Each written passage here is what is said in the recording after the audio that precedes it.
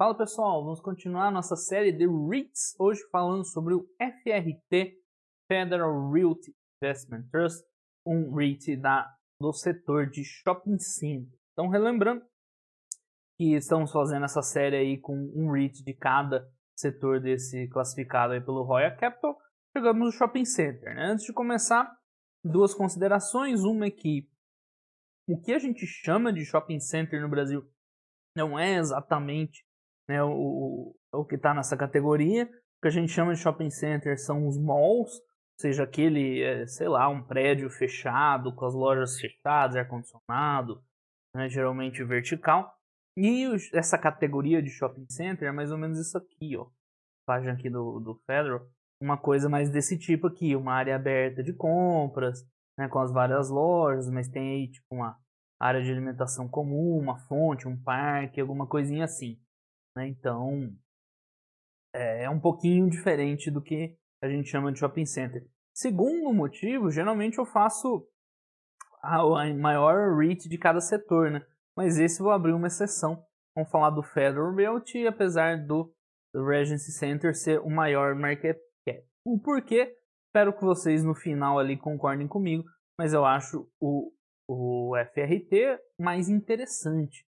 Ele é um REIT que está há 52 anos seguidos aumentando o pagamento de dividendo, então ele é super tradicional, está no SP500, está no Dividend Aristocrats, ele é um dos, acho que são 28 empresas americanas que pagam dividendos consecutivos crescentes há mais de 50 anos. Então ele é super tradicional, na apresentação a gente vai falar mais de vantagens competitivas dele, e aí espero que vocês concordem comigo por ter escolhido o Federal Realty. Ok? Então vamos lá, apresentação aqui para investidores. Essa é pré-Covid, tá? First quarter, eu já mostro depois uma rapidinha, uma atualização, business update, como está pós-Covid. Mas essa aqui é bem legal aí para a gente entender o modelo de negócio. Né? Tá aqui desde 1962, extremamente tradicional.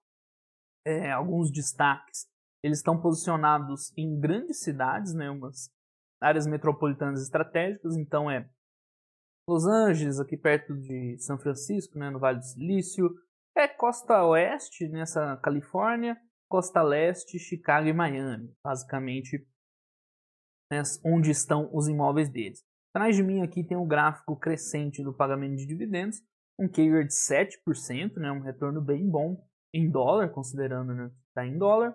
Eles têm a nota de crédito, uma das mais altas, né, só tem dois REITs que tem, né, nota de crédito acima de A, um deles é o Federal Realty, que tem nota top, mas está na SP500, já falei, não sei o que lá, então os caras, eles detêm, administram e desenvolvem ou redesenvolvem áreas urbanas para uso misto. Isso aqui, né, não é tão óbvio, né, já explico sobre isso, e áreas abertas de alta, shopping centers abertos de alta qualidade. Acho que deu para entender, né, mais ou menos o que tinha ali naquela fotografia que eu mostrei do site de investidores, Investors Relations. Bom, né, os pilares do Federal Realty são a estabilidade, né, deu para ver o histórico dele muito robusto. Né, é um real estate, né, imobiliária baseado em varejo, que estão nas melhores localizações. Esse é um ponto chave para entender, né, por que o FRT se destaca dos concorrentes. Já falaremos mais sobre isso. O lucro vem aí de crescimento através dos ciclos, né? A gente viu. Se você não for resiliente, você não consegue entregar, né, uma curva dessa aqui. Mesmo com crise, ele continua crescendo sempre. O portfólio aí muito bom, tem crescimento interno, né, tem aí uma experiência de muito tempo, ele tem esse rate A, né, nota A de crédito aí há muito tempo, uma visão de futuro. Vamos ver mais em detalhes sobre cada um desses pontos. Então eles têm 104 propriedades, né, cidades, vamos dizer assim, localizadas em 8, né, mercados estratégicos, que são esses daqui. Então logo de cara dá para a gente ver que eles são muito focados, né, não tem shopping center em tudo quanto é cidade dos Estados Unidos, não tem no exterior, são só nessas 8 grandes regiões metropolitanas que eles têm essas 104 propriedades. E mais? É um local business, então eles focam, né, para ter expertise nesses locais, eles não querem crescer a qualquer custo. O crescimento a longo prazo deles está baseado, né, num lucro muito forte, numa questão lá populacional das cidades, desenvolvimento, né, são grandes áreas, né, econômicas, barreiras de entrada significativas, né, então nessas cidades com certeza é mais difícil entrar concorrente, né, não deve ter tantas áreas disponíveis, tudo mais, e tem uma demanda muito forte, né, da população, do desenvolvimento econômico. É outro ponto que a gente vai ver muito aqui, ó, location matters. Então, a chave do FRT está nisso. Eles têm propriedades de altíssimo nível, né, como a gente já viu e vai ver, mas principalmente muito bem localizadas. Então, isso vai fazer toda a diferença, não só para o histórico, mas para passar a crise, como para o futuro, né? A localização é o que acaba fazendo toda a diferença. Um portfólio produtivo, tem um aluguel base aqui, o crescimento a longo prazo é de 7% ao ano, 94% das propriedades estão locadas, é muito bom, de ocupação. Os índices são top. Então estão aqui novamente, né, as cidades em que eles atuam, o número de propriedades em cada uma, né? Então você vê que ele é muito forte mesmo, costa leste, costa oeste, né? Tem 20 aqui na Califórnia e aqui tem muitos, né? Washington principalmente, Washington e Virgínia, Nova York bastante, Miami 4 está atrás de mim aqui, Chicago é menos, né? Então o foco deles, falando em foco, eu saí fora de foco. O foco deles é nessas cidades que eles acham tudo mais lucrativo. Né? Tem um exemplo, né, do tipo de propriedade que eles trabalham, então eles vão ocupar uma área grande assim, né, no meio aí da cidade, uma região populacional, então, né, as premissas são ser numa região de densa, né, locação densa de populacional, então mais gente para consumir, né, para passear, para consumir, né, regiões que as pessoas têm dinheiro, que tem uma receita familiar aí alta, né, mais alta para gastar, que tenham grandes barreiras de entrada, isso é muito simples, né, porque simplesmente não tem um outro pedaço desse tamanho aqui para entrar um concorrente, não. Então a partir do momento que eles fecham um negócio desse aqui, né, você fica praticamente sem concorrente desse mesmo porte. É a mesma coisa, vai ter uma competição aí limitada, né, não tem muito, né, como competir. E outro ponto-chave aqui, né, uma propriedade flexível, o que isso quer dizer? Eles têm feito ao longo do tempo alterações às propriedades. Então lembra que eu mostrei lá em cima de mixed use, né, uso misto, não lembro onde é que está, significa basicamente que o foco deles é essas áreas de compra, mas nada impede que eles tenham propriedades residenciais no meio, né, hotéis, escritórios, eles têm um pouquinho disso também. Então o grande lance deles é pegar uma área dessa e meio que fazer uma área assim atrativa para as pessoas, que tenha comércio, que tenha alimentação, que tenha escritório, que tenha inclusive casas. Então isso aqui é fundamental, porque não importa o que vai acontecer no futuro, se o varejo vai melhorar, se vai voltar ou não, os caras têm propriedades muito bem localizadas, um tamanho bom, né, que pode ser usado o que quiser. Se varejo de rua assim morrer no futuro, né, pouco provável, mas enfim, eles vão lá e transformam em residencial. Então essa questão de uso flexível, né, é chave para entender a vantagem competitiva que eles têm. Vamos só voltar um aqui que eu acabei pulando, né, que é um slide bem importante, né? Outro, né, de novo, voltando em Location Matters, lá que eu tinha mostrado para vocês, que é um ponto-chave. Né, você vê o título desse slide é Location, Location, Location. Né, tem uma questão demográfica superior. O que esse gráfico mostra? Né, o número de casas por milha, né, quadrada, ou seja, um adensamento populacional, né, uma medida de adensamento populacional, em relação ao household income, né, a renda que as famílias têm, né, nesse raio de 3 milhas dos shoppings, né, das propriedades. Então a gente vê que ela está no extremo, né, dos dois eixos. As propriedades do FRT são tanto em locais que têm uma densidade populacional alta, quanto que essas famílias têm uma renda alta, né? Então não tem nenhum player nem próximo, né? Você vê lá o concorrente deles é até melhor que a média, né? Mas não está no nível do Federal, e vários outros bons, né? A média, mas outros bons ativos estão bem aquém, né? Então, isso aqui mostra bem a vantagem das propriedades, né? São muito bem localizadas em áreas densamente povoadas, com boa renda, e isso com certeza diferencia dos rivais, né? Aqui a gente vê um índice de penetração em MSA, são regiões metropolitanas, acho que né, Metropolitan Statistical Areas, são as regiões metropolitanas, vai? E o FRT está 85% localizado nessas grandes áreas dessas grandes cidades. Então isso aqui é o reflexo, né, da qualidade dos ativos que os caras têm.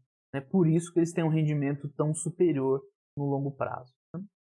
Que a gente viu o nosso exemplinho de caso, acho que eles vão falar mais sobre esse, não, eu vou falar sobre outras lá na frente.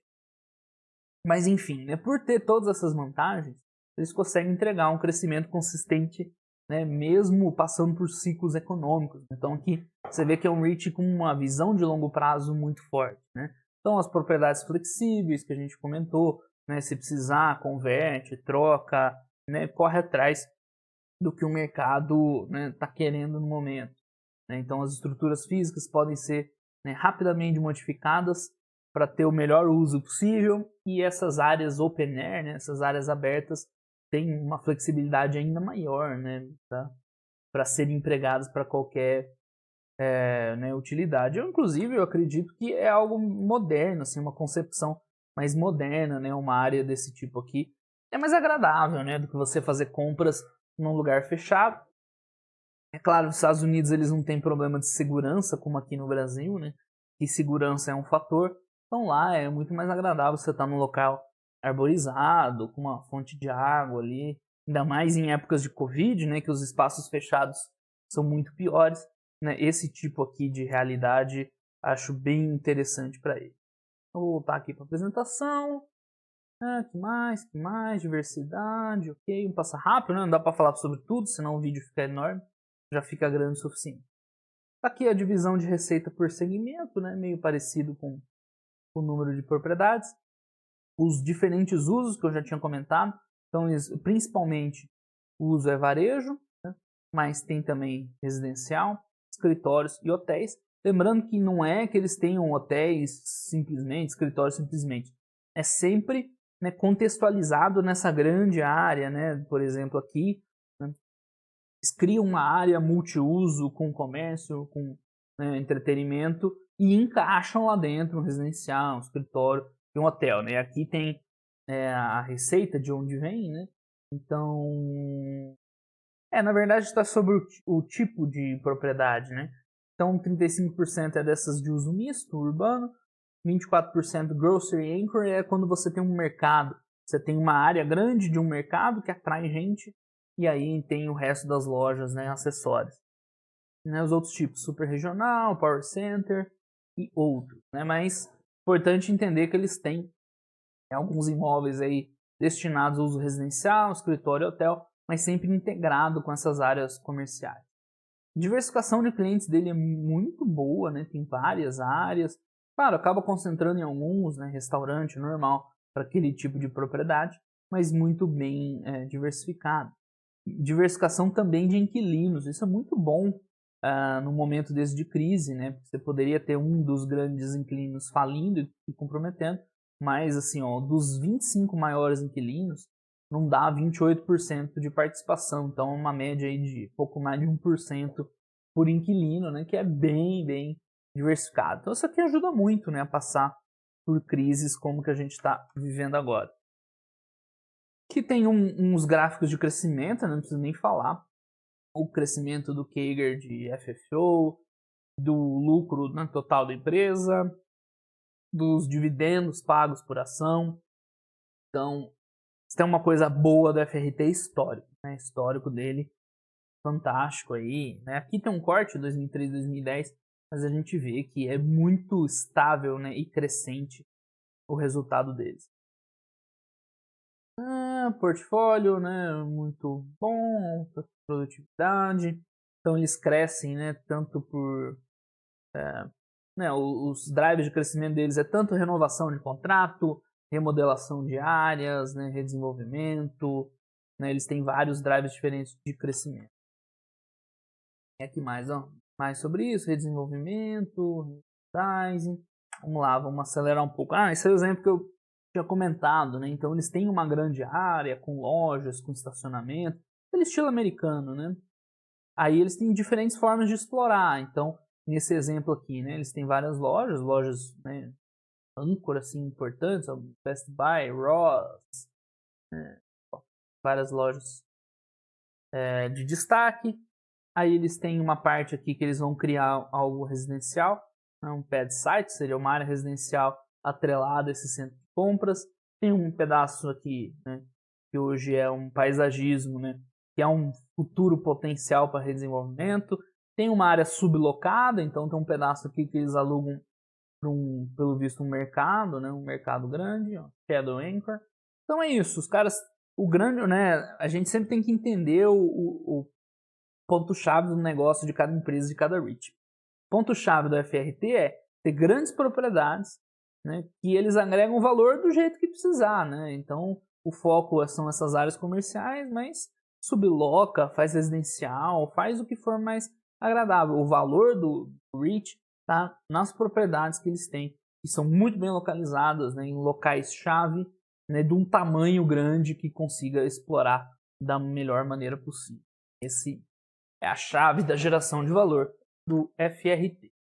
Então, tá aqui a experiência nesse Mixed Use de mais de 20 anos. Né? Mais aqui uns exemplos que eles vão fazer também.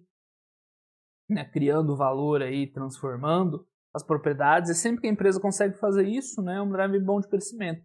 Porque você compra uma propriedade pelo que ela vale no momento, né, pelo que ela produz no momento.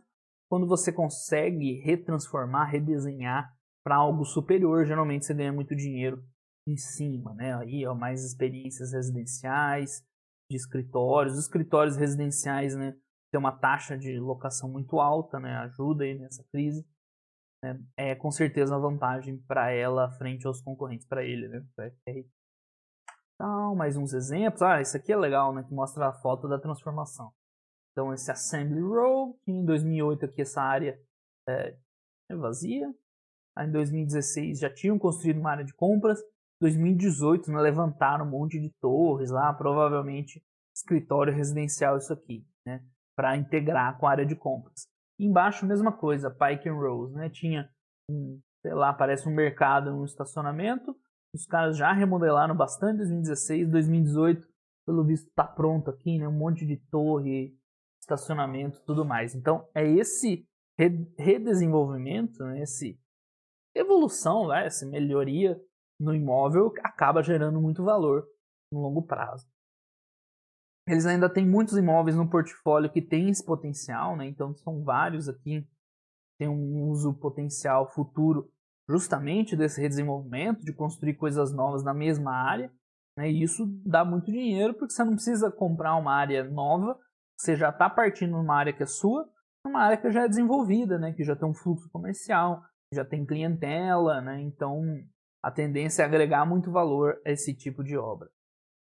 Que mais? Falando sobre a qualidade do balanço, né? Um balanço, né, muito bem avaliado, né? Nota A, 52 anos de dividendos crescentes. São só 6 REITs que têm esse rating, tanto pelo Standard & Poor's quanto pela Moody's, são esses daqui, a gente já viu alguns, né? Ou Simon, né? São só REITs bons, né? O Avalon Bay é muito bom também, TCA também. Então, ele tá ali na prateleira de cima dos REITs mais sólidos, né, que tem o melhor grade aí financeiro. O balanço, funding, eles usam funding de diversas fontes, né? Então, eles geram dinheiro para crescer, eles ciclam imóveis, né? Um outro exemplo de bons fundos. Vendem imóveis que já não tem tanto potencial para comprar outros, né, de melhor potencial. Eles acabam emitindo um pouquinho de equity, né? Eles emitem um pouquinho de ação todo ano. É questionável, mas enfim. Né? Os caras acreditam aí que tem uma geração de valor. Além da dívida normal, ainda tem ação preferencial, ainda tem né, dívida corporativa. Então eles puxam funding de tudo quanto é lado. Então, REIT Record, isso aqui eu já falei. O que mais tem pra gente comentar? Tá aqui, né, as notas de crédito. A dívida deles é relativamente alta para os padrões brasileiros, né, 5,7 vezes EBITDA, mas para os padrões americanos é bem administrável. A gente vê a maturidade aqui, né, bem espalhada ao longo dos anos. Então, até 2021 os caras têm que pagar 280 milhões, 290 milhões só. Né? O resto está espalhado ao longo dos anos, o que dá muita tranquilidade, né? Eles têm a dívida em relação ao market cap é 36%, que geralmente é um outro velho baixo, né? Entre 30 e 40 é relativamente sob controle. A visão para o futuro, né? O time lá está há muito tempo, tá? A estratégia aprovada, a experiência, tá aí a galera. Você vê o retorno deles, né? Desde 2003, né? Acima de qualquer concorrente. Tudo bem que são os índices, né?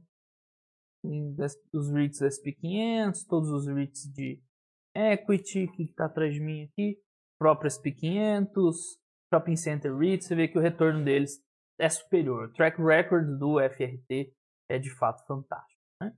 E né, o que eu comentei, o Retail Experience of the Future, os imóveis de retail estão em xeque, né, porque o varejo tradicional está passando por muita pressão com internet, com a Amazon, mas os caras apostam nessa experiência, né, de não ter pelo menos uma loja, mas um local que as pessoas vão se divertir, né, áreas abertas, né, a pessoa vai passear e acaba fazendo compra. É bem interessante, eu acho até bem promissor para o futuro, sem querer adivinhar, né, sem querer ter bola de cristal.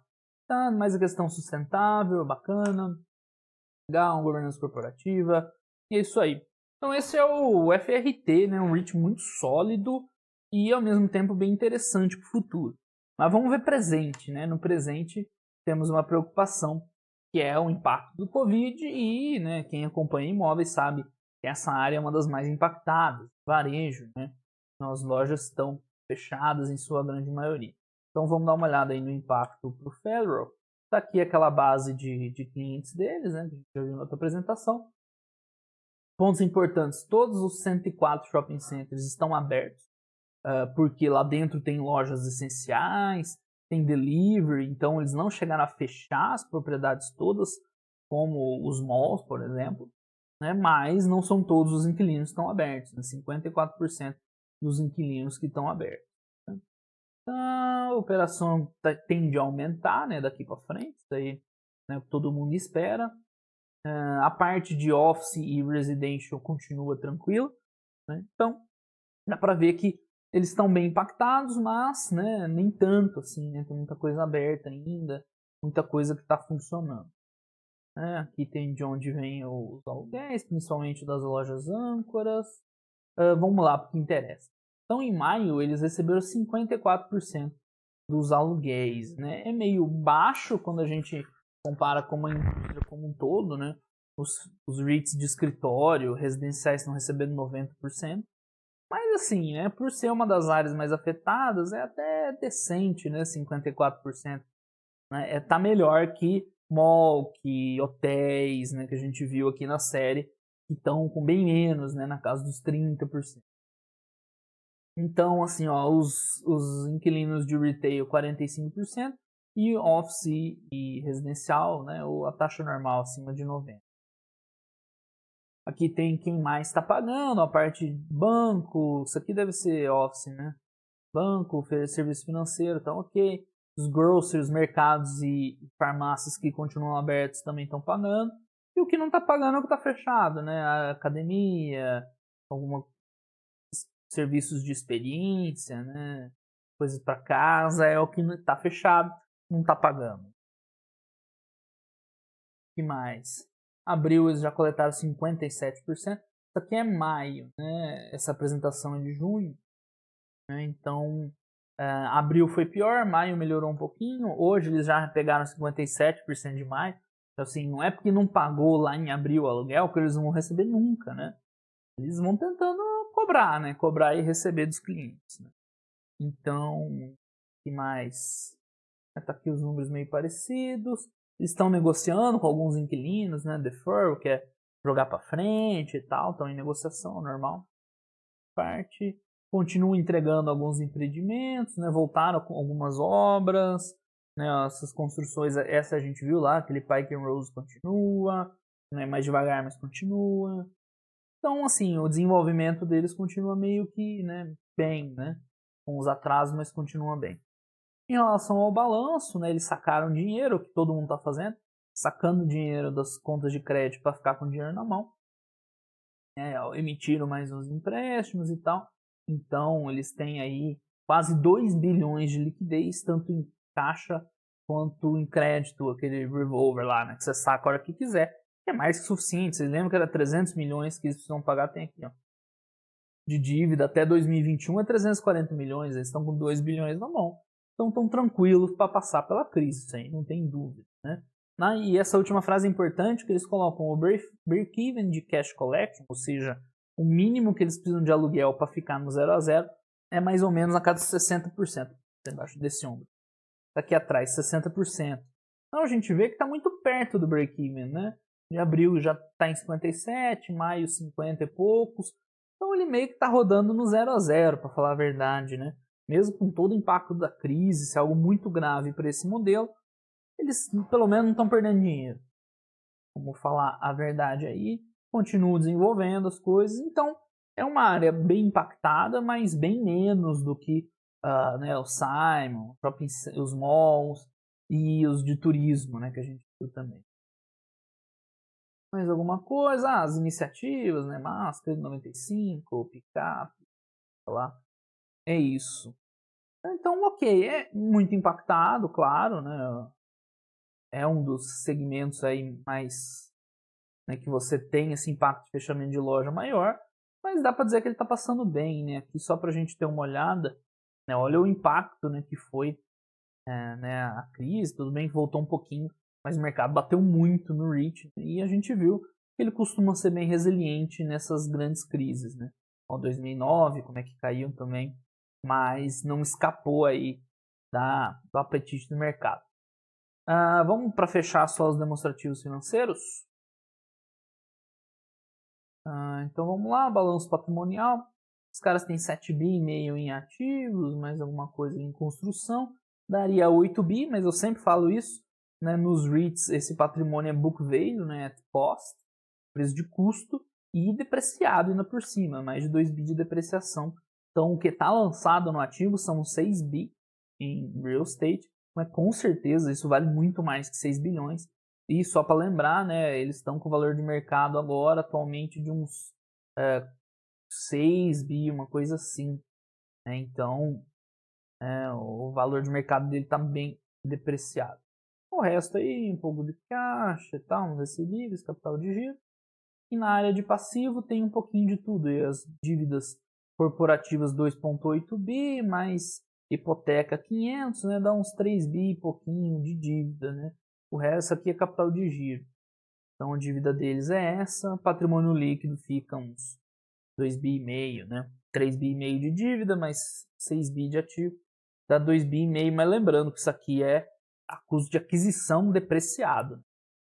Os imóveis com certeza vale bem mais que isso. Vamos para o lucro, né? Ao nosso lucrinho. Eles têm uma receita aqui de 900 milhões ano, né? Esse aqui é demonstrativo final 2019. Você vê, ó, suavemente crescendo ano após ano, né? É um histórico muito bom.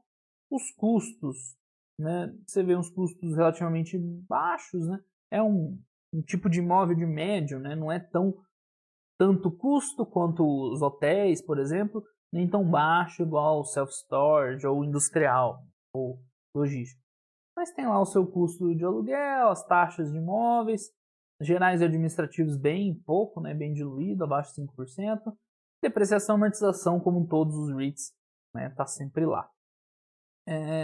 Como é um REIT que compra e vende propriedades, né, tem essa linha aqui, ó, ganhos na venda, que é não recorrente, né, faz parte do negócio, mas às vezes vem 400 milhões, às vezes 70 milhões, às vezes 10, às vezes 100. Então essa linha balança bastante o resultado, né? Por isso que daqui para baixo fica tudo meio irregular, né? O lucro líquido assim é meio irregular, né? Interessante olhar o operacional, né? Daqui para cima. Claro, isso aqui é operacional, né? Mas vocês entenderam o que eu falei. Tem a despesa de juros de 100 milhões, acaba pesando um pouquinho, né? Dívida líquida 5 vezes o EBITDA, mas não compromete o resultado. Provavelmente é uma escolha deles operar com esse nível de dívida. A taxa média, acho que eu não mostrei lá, mas a taxa média deles é bem baixa, 3% da dívida, é bem tranquilo. É isso, lucro líquido por ação. É bom observar, né, sempre os dados por ação, não o lucro líquido, mas pode ser o FFO por ação, porque eles emitem bastante ação, né, então tem que ficar de olho nisso. Mas vamos para o fluxo de caixa, né, que é, na verdade, para a REIT acaba fazendo mais sentido de todos. Então, os demonstrativos de fluxo de caixa. Aqui a gente vê que a empresa gera bem mais, né, do que os 360 milhões que está lá de lucro. Você desconta aí 200 e pouco de amortização, né, menos essa parte de ganho de real estate, que não entra no fluxo operacional, né? Então por isso que o fluxo aqui dá uma certa variadinha, mas a gente vê na casa de uns 500 milhões ano. 500 milhões ano de fluxo de caixa operacional. O que eles fazem com o dinheiro? Eles fazem tanto aquisições quanto disposal, quanto vendas. Então aqui são as vendas e aqui aquisições. Claro, vai variar de ano a ano, mas geralmente eles têm vendido mais caro do que eles recompram. Eles oferem ganho, né, lucro, estão vendendo mais caro que pagaram. Então isso aqui é meio regra, aqui, apesar que 2017 foi totalmente o oposto. Então vai variar. Nesse ano aqui sobrou mais de 100 milhões, né? Eles investiram ainda 300 em CAPEX, e aí CAPEX vai ser dentro do próprio portfólio, né? Reforma, aquele desenvolvimento. Né? Então aqui a gente somando grosseiramente, ó, daria o que de gasto? Uns 600 milhões de gasto, né? Um pouquinho, 600 milhões, né? Menos 300 que eles venderam, fica uns 300 negativos, vai? Com os 400 que eles geraram, ainda sobra 150, 200 milhões de caixa. E o que eles fazem com o dinheiro? Eles pagam dividendos, até pagaram um pouco mais aqui, 300 milhões. Mas por quê? Eles emitem ações. E a gente vê que é regular, né? Isso como um share. Então estão sempre emitindo ação, captando um dinheirinho, né, através de emissão. E assim que a conta fecha. Né? Okay? Eles têm um histórico muito bom para justificar isso aí. Certo, pessoal? Então, esse foi aí o FRT. É um REIT de grande qualidade. Tá aqui, ó, a taxa de juros média deles, 3,28%, que eu tinha esquecido de mostrar. Um REIT com um histórico fantástico, né? Muito bom, acho que isso é inquestionável.